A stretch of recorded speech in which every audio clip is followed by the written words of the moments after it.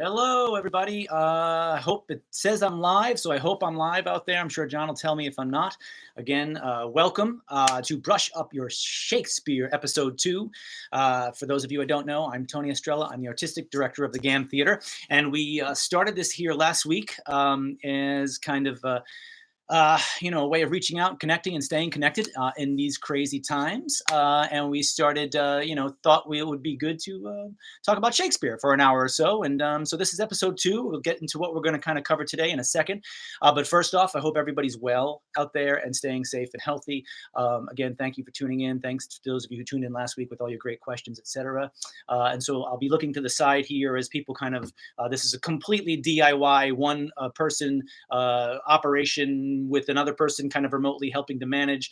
But if you could kind of see kind of behind the camera here, if I were you looking at you, I've got kind of things set up all over the place. So if you see me wander, it's because I'm looking for notes and other things that we're doing to try to enhance kind of the our programming, as it were. So this is episode 2. Last week we talked about Hamlet. So we started off with, for me, what is the greatest play ever written, and we concentrated on one speech mainly. We looked at To Be or Not to Be, which is probably the most famous speech in probably world literature, certainly in the English language. So we started there. And this week I thought, well, we jumped to probably what is most famous scene in the history of dramatic literature, certainly in the English language, which is the famous balcony scene from Romeo and Juliet. So those of you who are want to follow along today as we look at the scene, that's Act 2, Scene 2. It starts right at the top of the scene. And the scene is about 190 lines long, which is over 10 minutes of playing time if we were doing it on stage. So that means that's a big scene. We won't be able to cover the whole thing today. I kind of ran long last week, and I want to kind of keep it so people get something out of this. And trying to track time is not always my best. The best. I'm not really great at it. So and I can tend to run on and on here, but. So we're going to kind of focus on certain sections of the speech. We'll talk about, the scene. We'll talk about the whole scene, but we're going to look at the opening monologue that Romeo has, and then 2 speeches, longer speeches that Juliet has in the course of the scene, which much of it will be kind of well known to you, whether you've read the play in a long time or not. Like Hamlet, this is one of those plays that we kind of, and particularly this scene is one of those scenes that we know by osmosis, and we'll run into a lot of familiar lines, and hopefully that will make it enjoyable for us. But before we begin, just a couple of kind of things to get started, a couple of shameless plugs, etc. Obviously, this is something we're doing to stay connected with you, but there's a lot out there that's theatrical and that you can engage with to stay connected to your love of the theater. The National Theater and the Royal Shakespeare Company, speaking of Shakespeare, are streaming a lot of their programming live that they've already done. So you might want to check out their websites and go there. There's plays and there's things happening all over the place. There's lots and lots of stuff out there, probably more than anybody can handle or anybody really wants. As we try to manage our isolation and our self-quarantining, etc. There's a lot going on at the GAM, however, so we encourage you to look at our website and check out what we've got going on besides this little Shakespeare program. There's a lot of online resources for teachers and class materials that our education director, Susie Shutt, has put up. And she just put up these incredible videos. I hope you'll check them out. They're designed for students, younger students, who are, of course, out there in a remote learning situation, so kind of locked on their computers all day long. But they're fun ways of getting off the computer for a second, or at least getting out of your seat and stretching, warming up your voice, and getting your body back in gear. I know I tried one of them yesterday. It made all the difference after I was sitting on my butt for way too long of a time and too many meetings. So I want you to check those out. They're short and they're fun, and they'll kind of wake your body and your mind and your heart up, and we all need that right now. So let's stay connected out there. But one thing I wanted to point out before that, in talking about all of the stuff that everybody's throwing at us, there's a New Yorker article I came across yesterday that we put up on our Twitter account that Alexandra Schwartz wrote about, what theaters are doing in this time and trying to kind of reach their patrons, and how great that is, and that we're all grateful for it in so many ways. But at the same time, one thing that I want to make sure that none of us lose sight of, which is something she said. It's this great quote that I'm going to read. She said, "You can tape theater and you can stream it, for which I am hugely grateful, not least because it gives more people access to shows, but it is only inevitably a facsimile of the real thing. It's like eating a food that you can smell, but not taste. I think that's a pretty apt metaphor. So, what we're doing together when we're watching the stuff online and we're connecting, it's all great, but I'm hoping it's whetting our appetites for getting back in the room together and knowing that it's no substitute for the real thing. Yeah. Speaking of which, I just want to remind everybody what we're here with this, what we hope to achieve with this DIY Shakespeare, brush up your Shakespeare, that hopefully this is a fun and instructive exploration of his work. And as we said last week, we looked at Hamlet. This week, we're going to look at the balcony scene. And it's really to cover a couple of things, just to remind you, right? It's the one thing that we set out was talking about clarity and making the language clear, and one for performers of Shakespeare, yeah, so that we're better technically at allowing the audience to hear and bringing the audience in, and for audiences of Shakespeare, which we all are, whether we're performing in it or not, when we're sitting in the audience, that we're listening more acutely, again, that we can hear more, that we're leaning forward into the show, and that the actors are allowing us to do that. So that's what really we're hoping to achieve with these episodes of Brush Up Your Shakespeare. It's one for performers to think again of kind of how do we make it technically better so it's clearer, and for the audiences to lean in and enjoy it and to get rid of. This is really, really important to try to lessen that anxiety, that fear that goes along sometimes with coming to see Shakespeare, that we're going to go in and we're not going to understand it. Well, if these videos are any help, we're going to understand it. We're going to understand it more. And most importantly, you, the audience, are going to hold us, the actors, culpable or accountable for what we're doing so that we get better at it and that we never walk out of a Shakespeare playing, I don't get it. It's in Old English. We talked about that last week. It's none of those things. You're going to get it. It's the greatest stuff in the world. So let's start with the most famous scene in the history of world literature, the balcony scene from Romeo and Juliet, Act 2, Scene 2, if you're following at home. Okay, so what is this scene about? Most of us know this, yeah.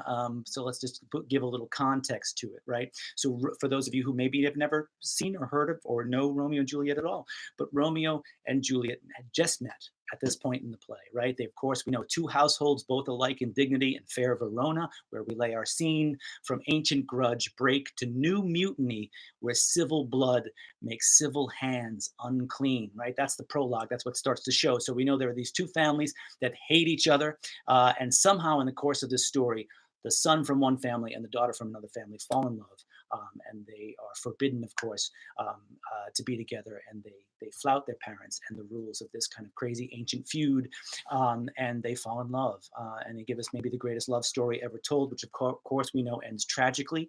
We're not going to, and maybe that's why it's the greatest love story ever told too, because I think the entire thing lasts about a week. Yeah. And I think Shakespeare's saying something about the spark of what first love and real love is like, and then what has to happen for it to transform into something else. But we're going to talk about today, we're going to talk about that spark, that initial thing, almost their first meeting. So a little context, they've just met at a party that the Capulets threw, which is Juliet's family. And Romeo kind of crashed it with his friends Benvolio and Mercutio.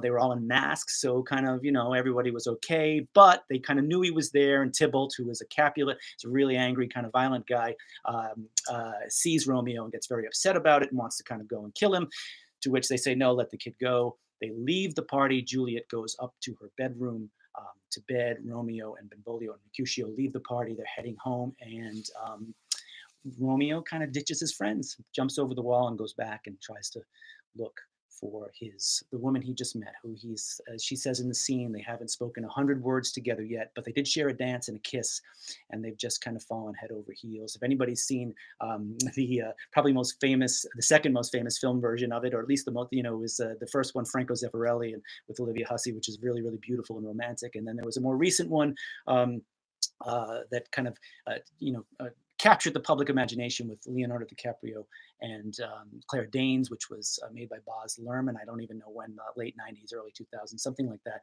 Pretty old now, actually, right?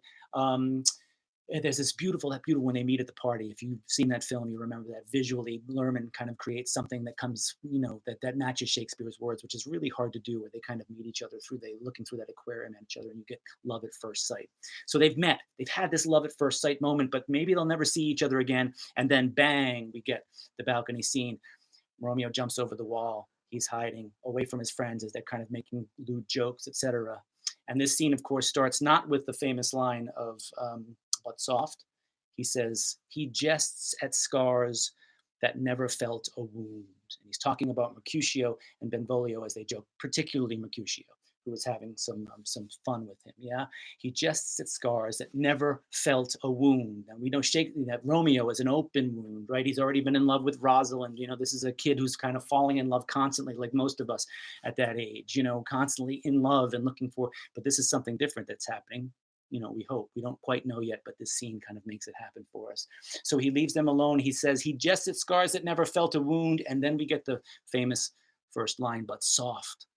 What light through yonder window breaks, because something happens. And but soft, sometimes people start the scene and they say, but soft, but light through yonder window breaks, as if but soft means nothing. But soft, of course, means shut up, you idiot. Yeah, because he's in a dangerous place. So he's gotten upset at his friends. He kind of yells at the wall at them, and then something happens. Maybe a light, maybe a candle goes up in a window somewhere high above him, and he says, but soft. What light through yonder window breaks? Yeah, what is that light that's up there? What's coming out? Yeah, it is the east, he says. Juliet is the sun. So this is a wish because she hasn't yet appeared yet, right? Isn't this lovely? One thing we talked about last week, and I want to kind of continue to talk about, that's going to help us understand what Shakespeare's up to here, is we called it antithesis. We talked about balancing one thought against another thought, and how he does that with opposites, and how an actor in their voice need to point that up for the audience. So for instance, if I say, but soft, what light through yonder window breaks? Question. Yeah. It is the east, but Juliet is the sun. Or excuse me, it is the east and Juliet is the sun. You don't understand that. If I say it is the east and Juliet is the sun, and east and sun, and you hear that, and we know the sun rises in the east. So here Romeo has a wish, right? Romeo has a wish that she'll appear, right? He doesn't know where he is. He jumps over the wall. He's in an enemy compound. This is a big, big house. These people are very, very rich. They've got all sorts of rooms. He looks all over the place. He doesn't know where he is, right? And he just hears the light. He sees the light. And he says, wouldn't that be great if it were the woman I just met and that I think I'm in love with? Yeah, it is the east and Juliet is the sun. And as soon as he says that, it unleashes all these other thoughts, right? Then he says he's going to follow this metaphor. The thing we've learned about Romeo so far is how poetic he is, right? He's kind of in love with being in love, yeah? The way he talks about Rosalind, he swoons, he speaks a lot in rhyme. Now, this is a very early tragedy for Shakespeare, this Romeo and Juliet. It's, I think, the second after Titus Andronicus. So this is very early on for him. So the language tends to be a lot more regular in its rhythm, and it tends to rhyme a lot. As he becomes an even better writer. I know that's crazy to say that what Romeo and Juliet is one of his best plays. Actually, it's better than anybody else, but oftentimes it isn't compared next to Hamlet and Lear and Othello and Macbeth, right? And so what he does is later in his career is his plays get less regular in their kind of rhythm and rhyme, etc., and more complex psychologically as well. Not to take anything away from this, which is brilliant. So I'm going to check in here. What do we got? Why is this play so enduringly popular? Is it the relative simplicity of the verse or the story itself? That's from Jennifer. I think the play is, I think what makes the play most enduringly popular is it's the greatest love story ever. And we all need that and want that desperately. And there's something he captures about the nature of true love, especially at that first spark, and also the tragedy of the fact that it's actually impossible to keep up over a lifetime. That 1 week they spend together before the tragedy is the thing that we all long for and that we wish we could kind of keep going. But as the nurse reminds us, this is also a play about growing up, right? We know that Juliet is 14 or is just about to turn 14 and she's becoming a woman, yeah? And there's a lot of talk in this about what that transition means for her in life. Which is, so hard that mom can't even tell her about it. Mom tries to have the birds and the bees talk with her. She can't do it. She says, nurse, come back and please tell her the way the world works. And the nurse indeed tells her later that go for Paris, because that's the way the world works. Yeah, if that it's just that love doesn't conquer all. Yeah, and we know it doesn't, but we want it to, which is why I think this is enduringly popular. Also, it's the burgeoning of real, true love in a way that we'll never capture again. So for those of us looking back at that, we kind of connect with it. Kenneth Branagh talks about learning this I think in high school or in junior high school, the first time he was taught it in a class, and the teacher, and I'm gonna play this for you right now, started talking about Romeo and Juliet by playing this song. See if we can hear it.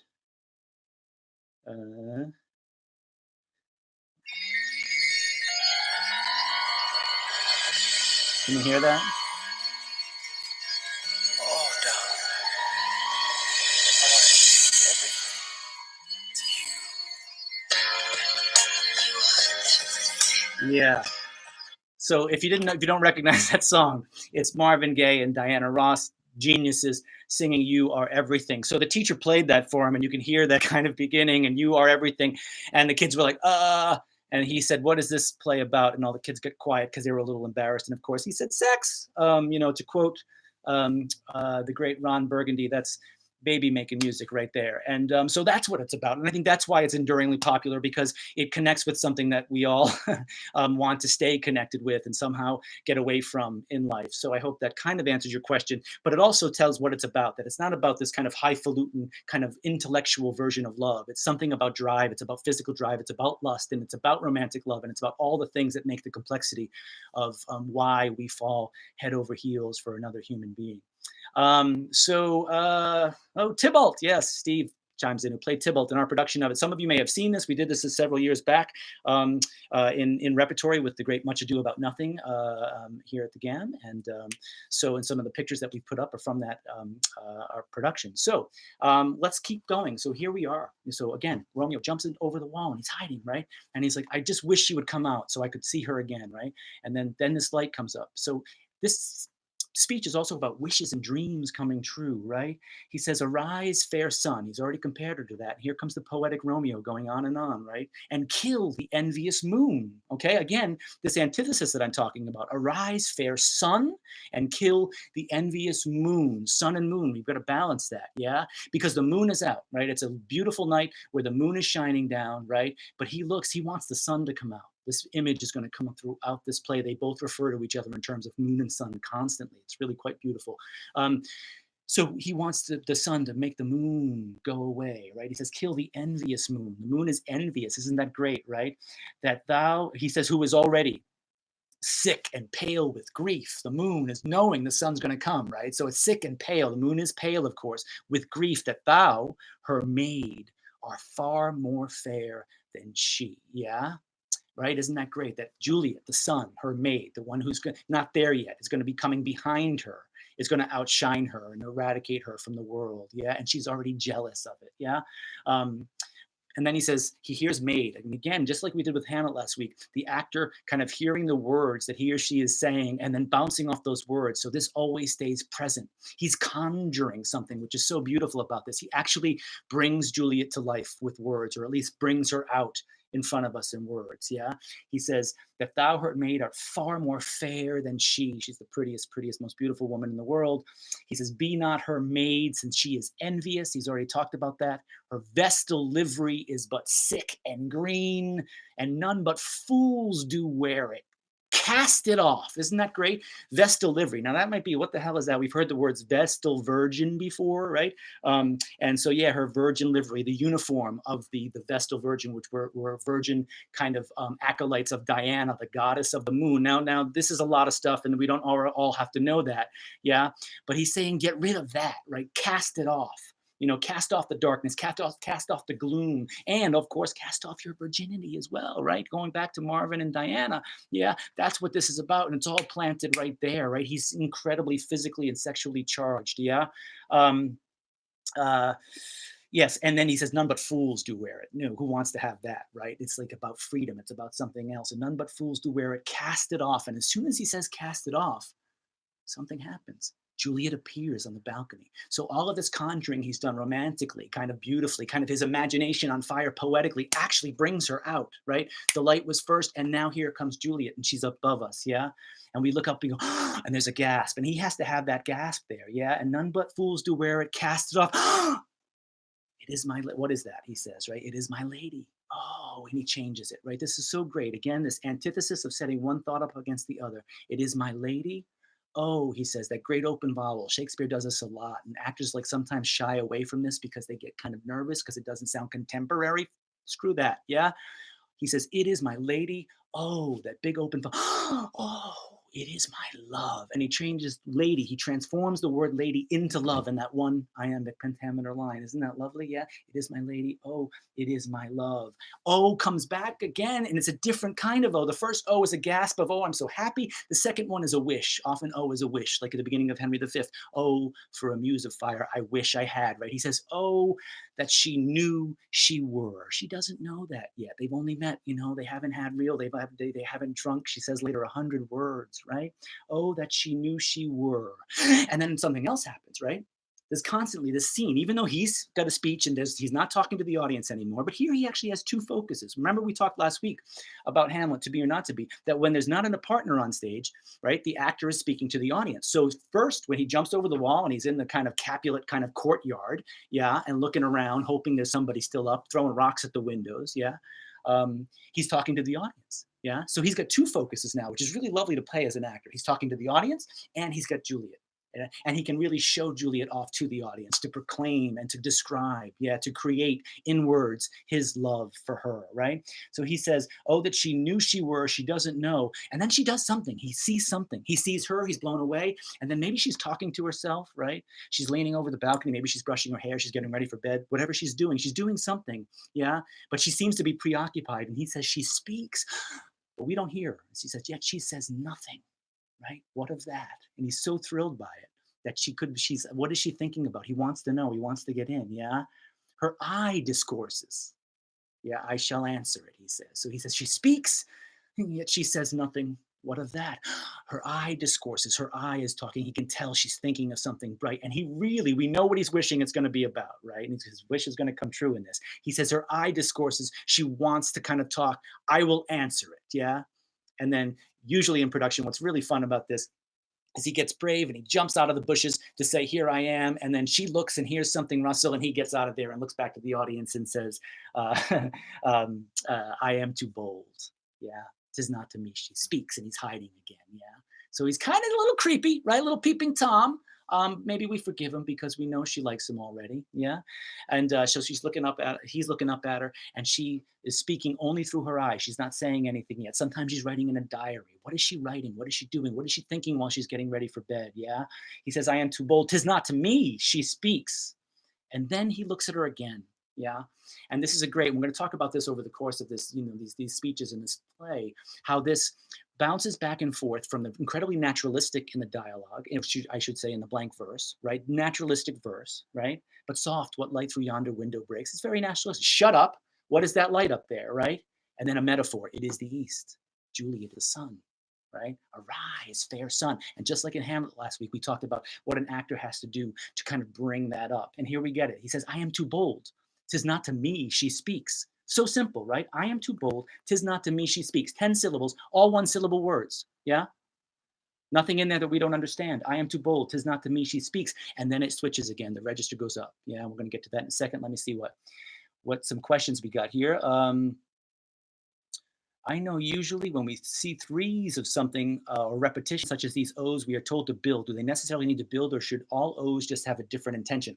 In those O's, that's Alexis. I think absolutely they're different intentions. Sometimes when they're together, they build in a list. We talked about that at least last week with Hamlet. I'm sure we'll find examples of that in here, that when you're going through something that it builds in a list. But these repeats, I think we just have to make sure that we know that we've already said a word when we say it. Kind of, I sometimes refer to as intertextuality. It's when we speak in life, I know the words that I'm using, and if I'm going to repeat a word, I do it for a reason. Yeah. Um, uh, if you think it appropriate, please talk about the recent festival ballet production. Oh, that's right. For instance, I talked about we just played a piece of music, very much Romeo and Juliet, and there's so many interpretations of this play. It's so well known. And couple years back, I got to work with the festival ballet on a ballet of the famous ballet of Romeo and Juliet, and extraordinary music, extraordinary dancers. And we added some text in, which is why they brought me in, because I'm neither, as we've talked about before, a musician or a dancer in any way, shape, or form. But I'm a big fan of ballet and got to work on that and help the dancers express Shakespeare's language through their bodies, and which was a great privilege to do. And I think that the music in that is translating Shakespeare's language to something very beautiful in combination with the dance. It's that if you watch the pas de deux, that is the balcony scene in this, it's as glorious as well, maybe almost as glorious as Shakespeare with all its language and abundance. It's quite a work of art. If you get a chance, I'm sure there are versions of it you can check out on YouTube. So let's get back to the speech. Register shift. I am too bold. 'Tis not to me she speaks. He's like, oh, she's not talking about me. She doesn't care about me. And then he's taken by her again. He's just looking at her. Yeah. And he says, two of the fairest stars in all the heaven, having some business, do entreat her eyes to twinkle in their spheres till they return. Yeah. So automatically she's shining. Those eyes he talks about, the eyes discoursing, that they're having her eyes are having a conversation. They're twinkling to him, literally, they're twinkling. And of course, behind him is we get the moon up in the sky. It's a beautifully starry night. And he says, her eyes are even brighter. What if her eyes were up there? Yeah, up in the sky. What if her eyes were stars? Because to him, metaphorically, of course, they are stars. Yeah. So this incredible metaphor, like the East, she's the sun. Now she's the star. She's the sun. She's the moon. She's the stars. I think isn't that a Game of Thrones thing or something? Anyway, two of the fairest stars in all the heaven, meaning the brightest stars in all the heaven, having some business to entreat her eyes to twinkle in their spheres till they return. So the stars have to go and do something. Maybe the stars have to come down to the balcony, right? And she goes up there. Her eyes go up there. What happens to her eyes? And he says, what if her eyes were there? So he starts to kind of interrogate this thought. He's such a great kind of, amateur poet where he has a thought and he continues to follow it using this incredible, and the language just gets more and more fecund. It gets more alive. It gets more fertile, right? Generative. It keeps producing more. He says, what if her eyes were there? And then they in her head. And so you wonder, I wonder if Shakespeare's getting at, what if they traded places maybe, right? That the two stars up there, the bright ones, came down into her eyes and her eyes went up into heaven. What would this trade look like? Yeah. Says, what if her eyes were there, they in her head? Well, first, the brightness of her cheek on her person on the balcony would shame those stars as daylight doth a lamp. Isn't that great, right? And again, that antithesis, the brightness of her cheek would shame those stars as daylight doth a lamp. And I can do that in my voice too, right? As an actor, for you actors out there, right? So when I'm trying to kind of convey that thought to an audience, I'm thinking of daylight, which kind of goes out and up to a lamp.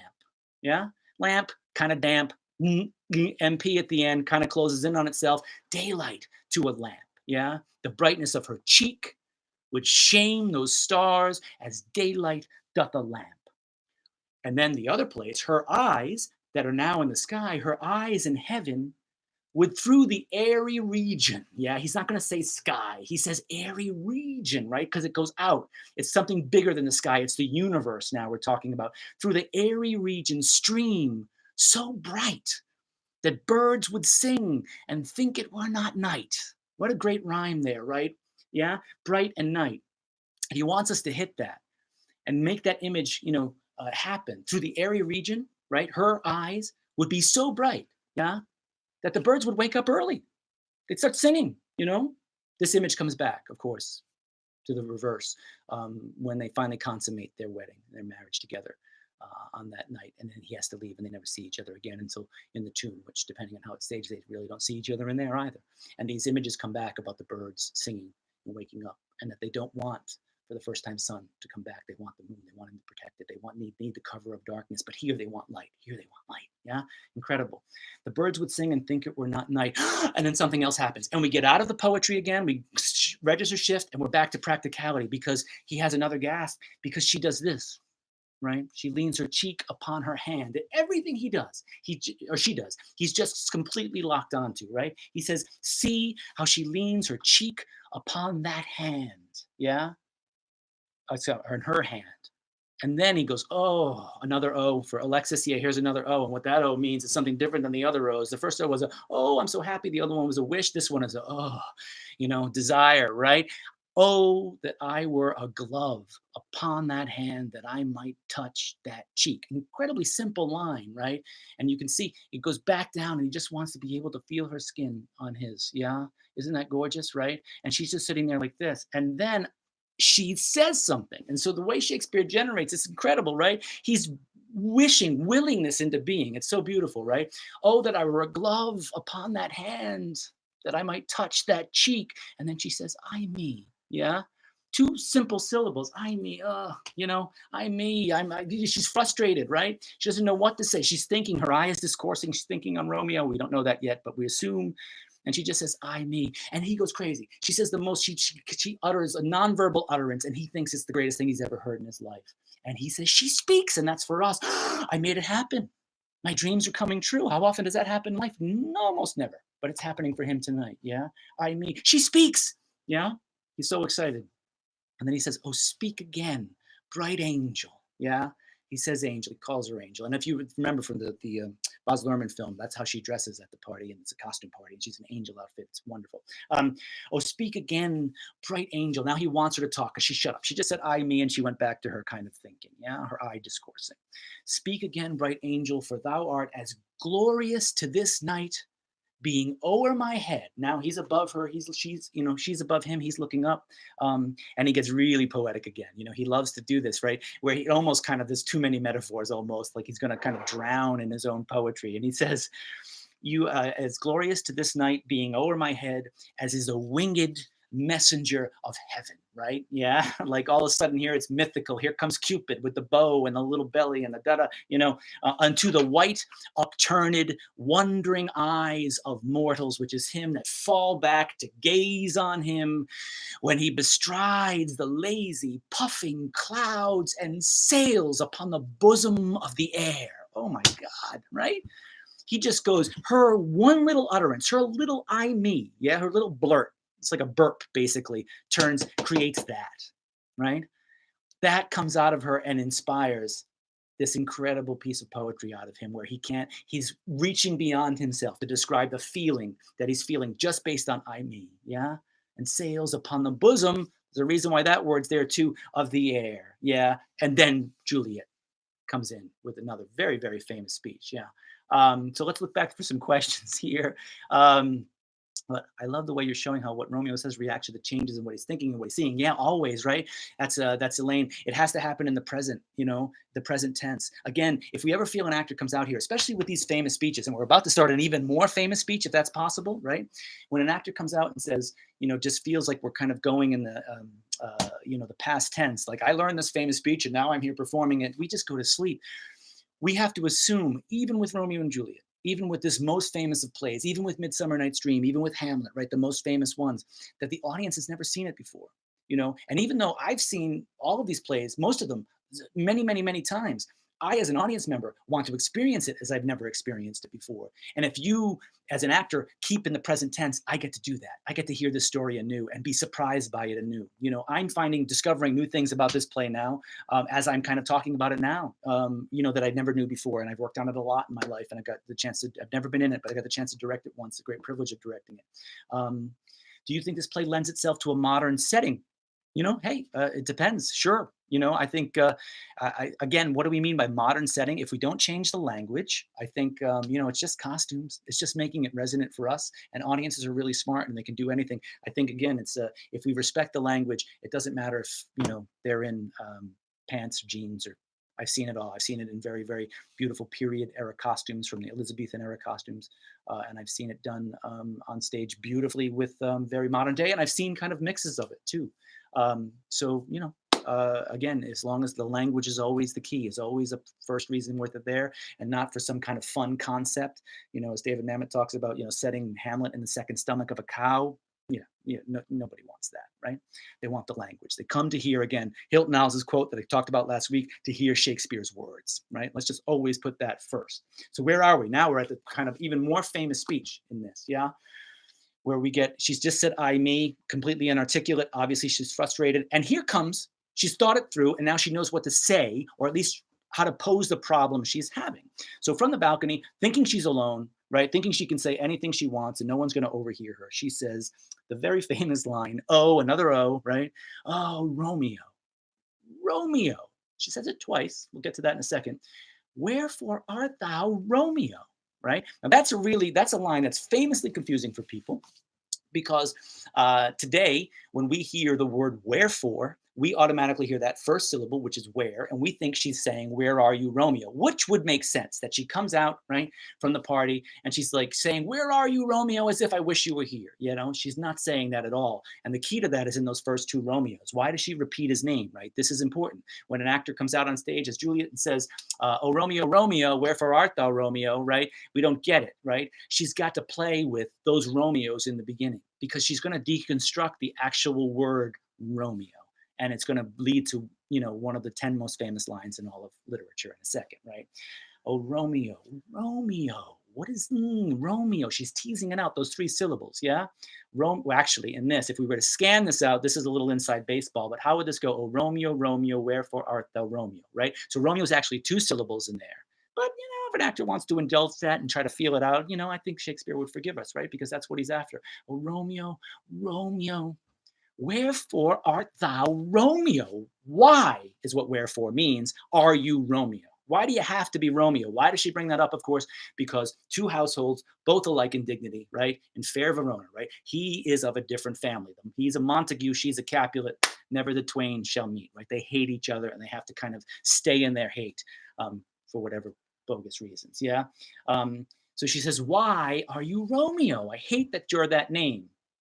And then she asks, he says, maybe this would fix it. She says, "Deny thy father and refuse thy name." And right off the bat, we hear again that antithetical thing I'm talking about balancing those thoughts. Deny thy father and refuse thy name, or if thou wilt not, because that's impossible, right? She's asking a lot there to say, deny your family. Yeah. Get rid of your name, become nobody. That's tough for anybody, right? So she says, that's the first thing that comes out of her. That's one option is you can deny your father, refuse thy name, or if thou wilt not, she says, if you can't, be but sworn my love, and I'll no longer be a Capulet. Yeah. If you can't, I will. So the first impulse for her with him, yeah, and the same with is sacrifice, right? Is I will give it way for you, for who you are.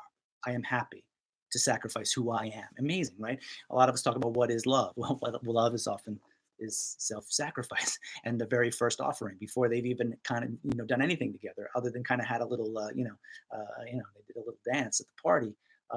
This is happening. Or if thou not be but sworn. Now that's very important that the actor playing Juliet recognize this in the scene. That swearing, not in the terms of cussing, but swearing in terms of making an oath, is going to become very important later in the scene. But if you are sworn my love, right? If you take an oath for my love, I will no longer be a Capulet. And then talk about dream come true. He looks at the audience. It says aside in the script and says, "Shall I hear more, or shall I speak at this?" Oh my God, the most simple line in the world, right? Oh, everything I wanted has come true. Everything I've wanted. She came out and I came here. I didn't know which window she was in. She walked out. I willed her into being, and now she's saying, "I love you." And she doesn't even know I'm here, which is looking a little creepy. But let's go back to some questions. I got an inside. Yeah, it's inside baseball. So we'll be a little bit more inside baseball for those of you who are on the team. So shall I hear more, or shall I speak at this? Yeah. So what do I do now, right? And so she keeps going. Her speech is almost uninterrupted. She doesn't hear him yet talking to the audience. She furthers this argument. She says, "'Tis but thy name that is my enemy," right? So again, that balance of that construction. I keep harping on this because for you actors out there, it is so important that for the audience to hear us, to make sense of the argument that Shakespeare's characters, almost all of which, especially those speaking in verse, which is almost all of them, are incredibly brilliant. They're smart, smart, smart people. And they kind of come up with these incredibly complex arguments. And they want us to understand them because they want themselves as characters to understand them, and they're thinking of them in the present. They don't have it already done. So she's trying to figure it out. Always figure it out. How do you interrogate, right? She says, "Deny thy father, refuse thy name, or if thou wilt not, be but sworn my love, and I'll no longer be a Capulet." Aside, yeah. "'Tis but thy name that is my enemy. Thou art thyself." Now she wants to figure that out. What does that mean? Just like Hamlet states something and then says, what does it mean, right? Your name is my enemy. Montague is an enemy, right? Because thou art thyself, though not a Montague, right? You're not a Montague. You're not a name. You're something else. Your essence is more complicated, is more beautiful, divine than what the label is, right? What's Montague? So there's the word, right? Just like Hamlet does this, yeah? It's a dream. What is a dream? What is to be means this, then sleep means dream. He does all this. What's a Montague? Yeah? Let's see if we can define it. She says, it is not a hand, nor foot, nor arm, nor face, nor any other part belonging to a man. Okay, what does that mean? Well, she goes, we know it's not, doesn't mean your arm, doesn't mean your leg, doesn't mean your face. And as she's going through his body, she's getting to the more tender places. And she says, or any other part belonging to a man. So we know where her mind is going again, right? We started with Marvin Gaye and, and Diana Ross, right? And it's great physical agency, just the same physical agency that Romeo has in this, Juliet has in this. Yeah, it's not some kind of coy 1950s version of, oh, the boys are like this and the girls are like, this is not. This is so much kind of more complex and amazing. And she's acknowledging this agency she has and the physical feeling she has, which is such a huge part of love. Love isn't just romantic in the mind. It's drive, it's physical drive, right? It's all of these things combined. Yeah. Nor any other part belonging to a man, which is a great joke. And if it gets played, the audience is like thrilled by it. They love it. They like, oh, exactly what I've always thought. Yeah. And then she probably gets a little embarrassed for saying that out loud. And she says, she quickly changes gears and says, oh, be some other name. Yeah. Another O. Here they come again, which means something quite a little different than the other ones. Be some other name. Because if his name was Smith or Jones, yeah, this would be much easier. Romeo Smith, we'd go out, you're going to go to the movies tomorrow, everybody would be fine, the parents would be upset, nobody would die, right? But we wouldn't have this play. But his name is Romeo Montague, yeah? Oh, be some other name. Name becomes the thesis, right? What's in a name? Here come the famous lines, right? What's in a name, yeah? What is in a name? And then she goes, well, what do we know from nature? And she says, that which we call a rose by any other name would smell as sweet, right? And we know that one. That's a very famous line. Even if you've never ever seen this play before, that will go, oh yeah, I've heard that before. It's on a bumper sticker. My grandmother had it crocheted on her pillow in the rec room. Yeah. That which we call a rose by any other name would smell as sweet. So if we just run through that, like it's been said a million times, right? It doesn't have any power. But if I actually take the audience through that as if I'm playing Juliet, which is one of the greatest characters he ever wrote, and I wish someday. If we take the audience through that as if it's being said, because it's being said for the very first time in the history of the world, yeah, that the audience can hear that anew. If I just interrogate the words as I'm going through, that which we call a rose by any other name would smell as sweet. Makes perfect sense, right? And then connects the dots. So Romeo would, were he not Romeo called, right? Retain that dear perfection. She uses 3 syllables there and she calls him perfect, yeah, which he owes without that title. She's got it. She's figured it all out, yeah? And then so here it comes. She says, names don't matter. I've just figured that out. I've thought that out loud. Here's my next thing I'm going to do. And we're going to move the story forward. Romeo, doff thy name. We don't use doff anymore, but doffing a cap maybe, so we get it. But we clearly in the word doff, it means get rid of. Romeo, doff thy name.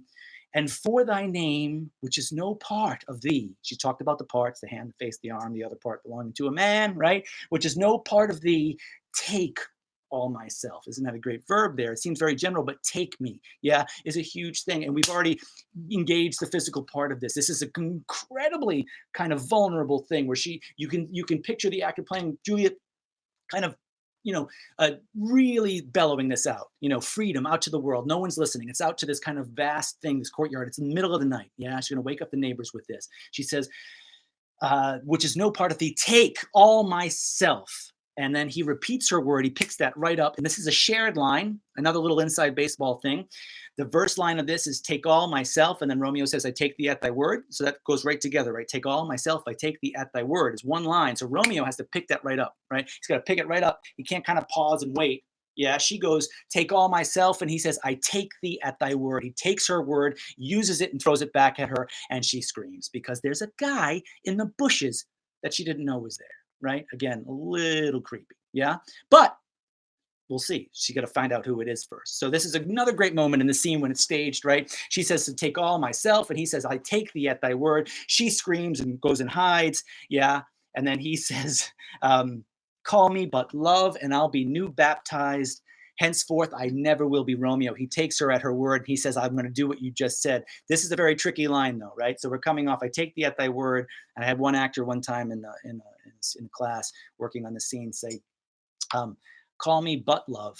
and I'll be new baptized. That wasn't so good. Nobody wants to be called but love.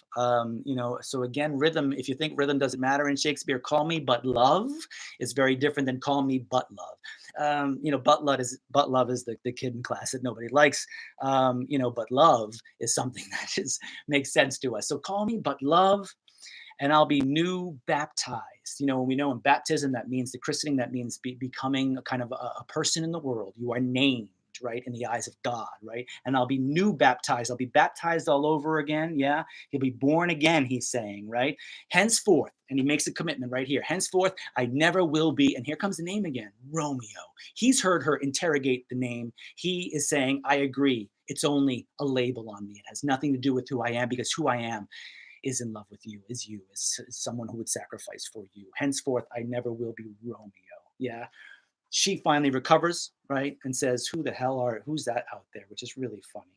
And she says, what man art thou that thus bescreened in night, so stumblest on my counsel? Now imagine if you had said all these things. It's like someone reading your diary. You're making a confession to the world, you think you're alone, and then someone goes, hey, I've heard everything you said. Yeah, terrible. So she has to deal with this. First of all, it's very dangerous, right? There's somebody in the bushes. If any of us were kind of leaning out the window and someone kind of popped out of the bushes, we'd call 911, right? So here he is, and this is what happens here. Let's go back to see if anybody's got Butt Love 2020. Yes, excellent.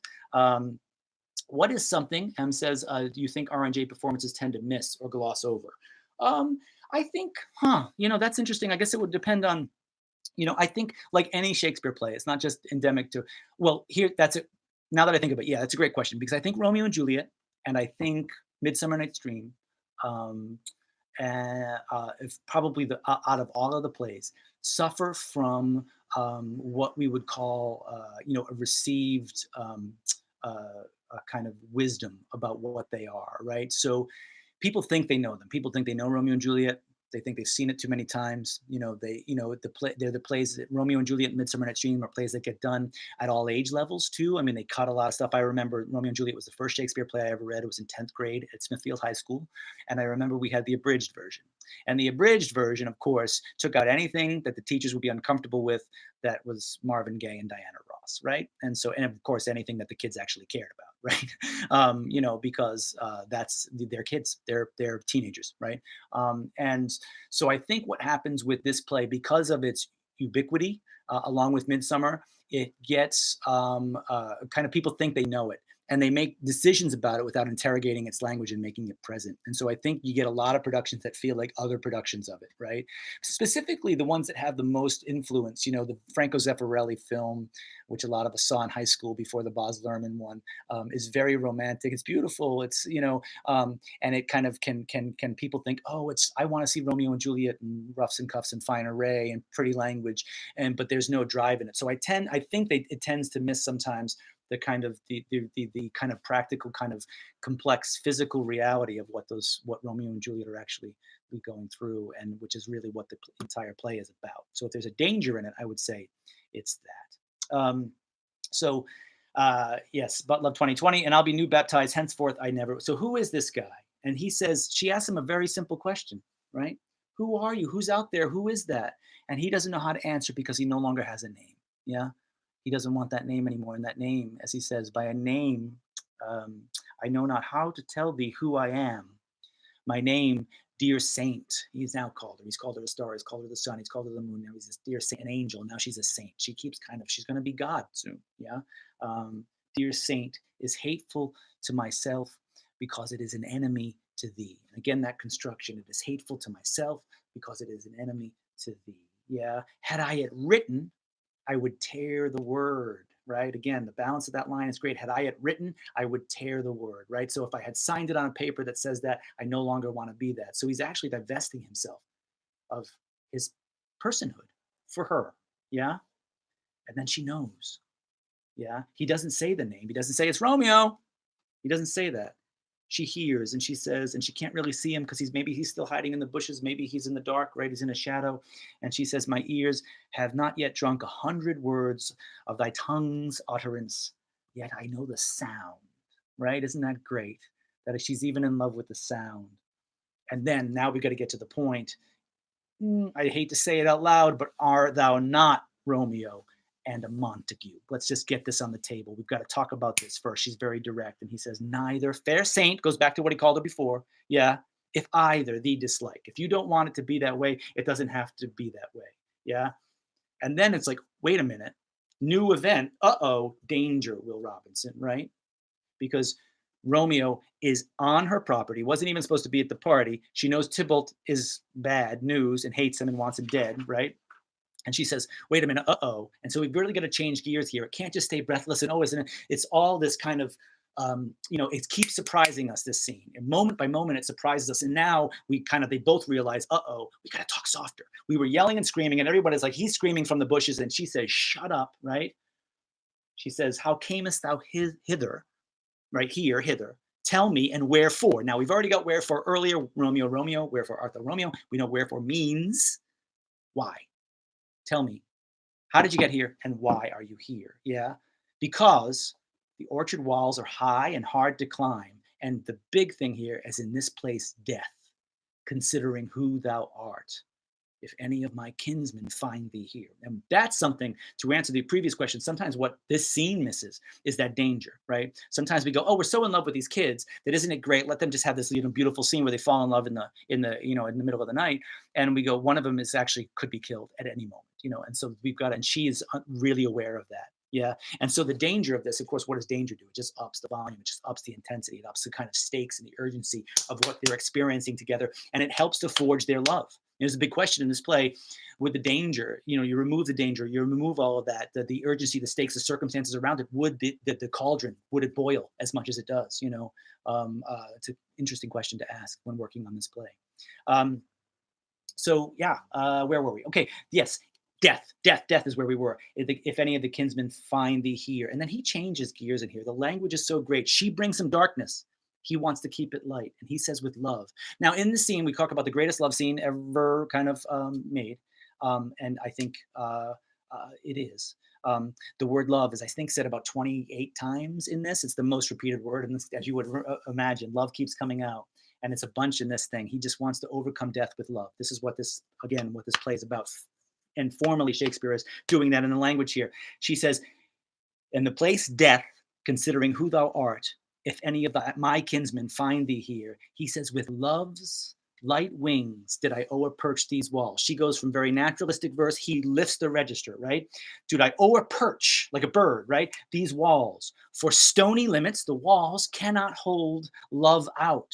And what love can do, that dares love attempt. Therefore, thy kinsmen are no let to me. He goes back down to her language. She said kinsmen earlier. So he has these three beautiful lines, and then he ends it with a fourth to say, I'm not afraid of anything. But how he does it, he doesn't do it by like, look, I'm just bravado. He says, love is my armor, right? The love is said in those three lines 4 times, yeah?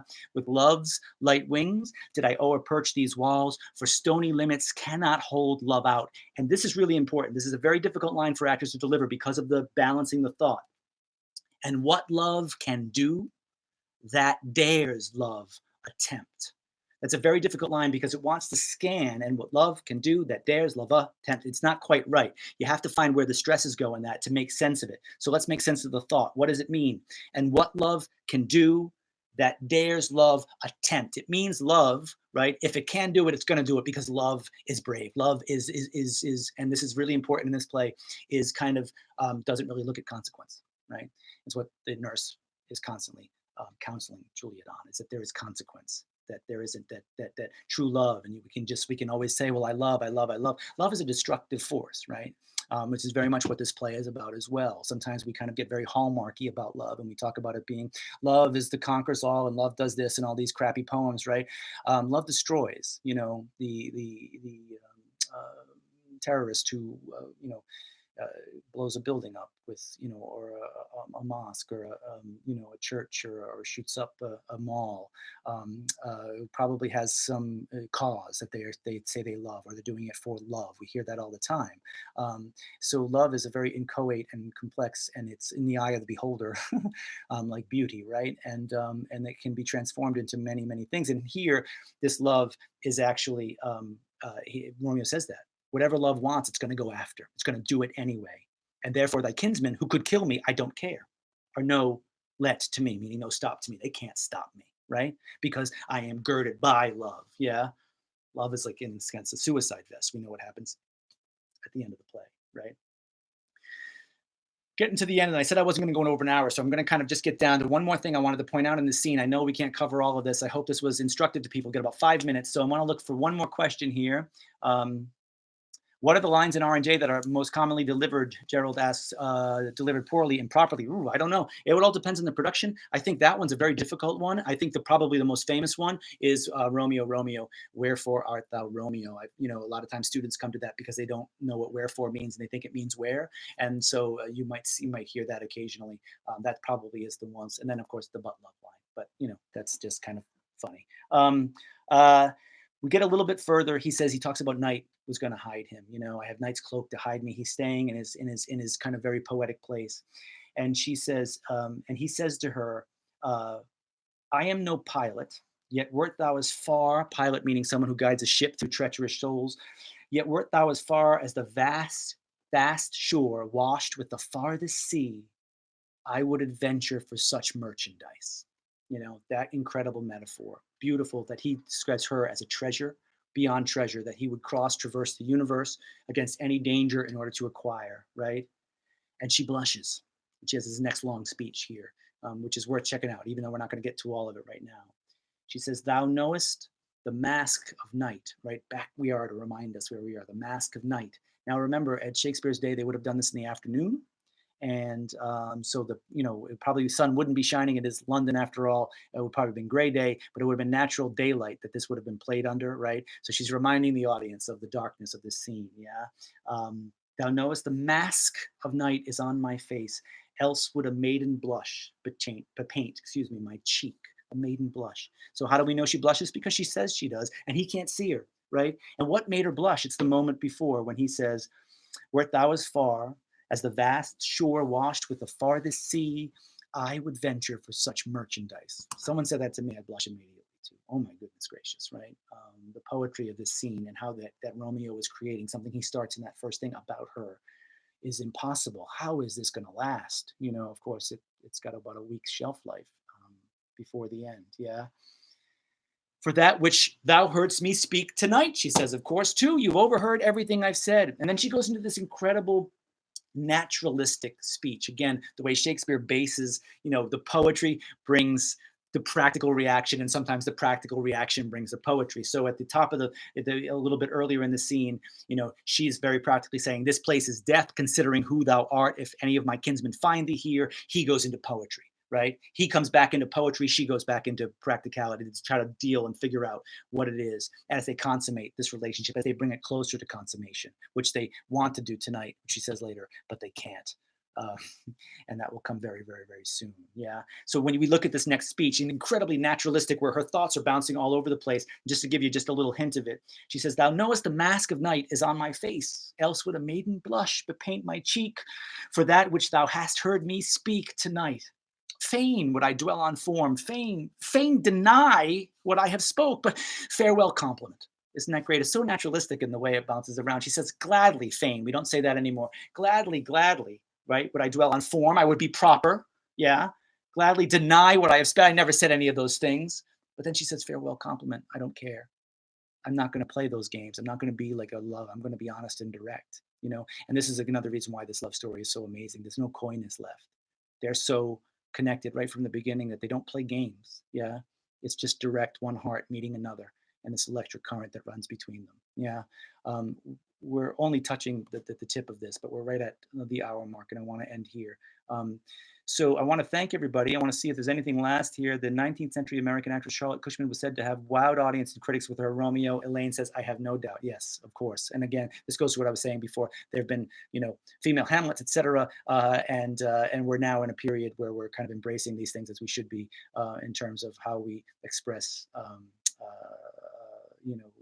The very complicated nature of love, which Shakespeare, of course, was doing in a transgender way in his own back in the day.